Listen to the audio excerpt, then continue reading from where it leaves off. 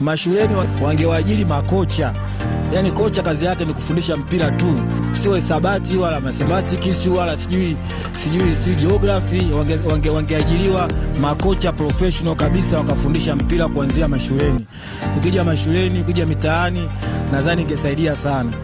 Lakini kubwa kabisa ni jinsi gani wadau mbalimbali kuwekeza kwenye soka la wanawake hasa wadhamini.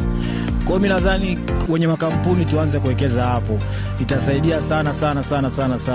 Mimi binafsi na timu yangu tunajitahidi hivyo, lakini pia sisi wetu tunahitaji wadhamini. Sawa, na sio mimi tu, naombea wadhamini na timu mbalimbali za wanawake.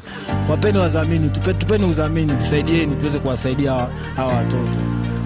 Mimi nikaenda kwenye issue ya walimu. Nikaenda moja kwa moja kwenye issue ya walimu. Kwanza nirudi kwa TFF. Sawa. TFF saizi mimi ni mtu ambaye nashuhudia. Saizi kuna watu wengi sana wanasoma. Kwa hiyo saizi kwanza nimpongeze sana Oscar Milambo. Kiukweli kabisa nimpongeze kwa dhati kabisa ya moyo wangu. Kwa dhati kabisa, yani sio unafiki.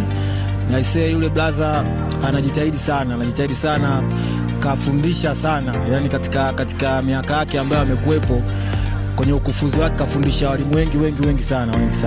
Na walimu wengi wanavutiwa kusoma. Saizi wanasoma watu wengi. Changamoto ilikuwepo sasa kwa TFF na wadau wa mpira pamoja na serikali.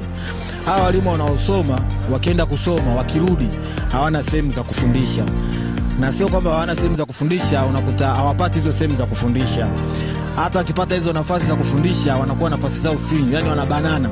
Unakuta sehemu moja kuna walimu 5 4, kwa sababu hiyo sehemu ndio kidogo at least kuna riski kidogo, ndio maana kuta walimu wanajaa.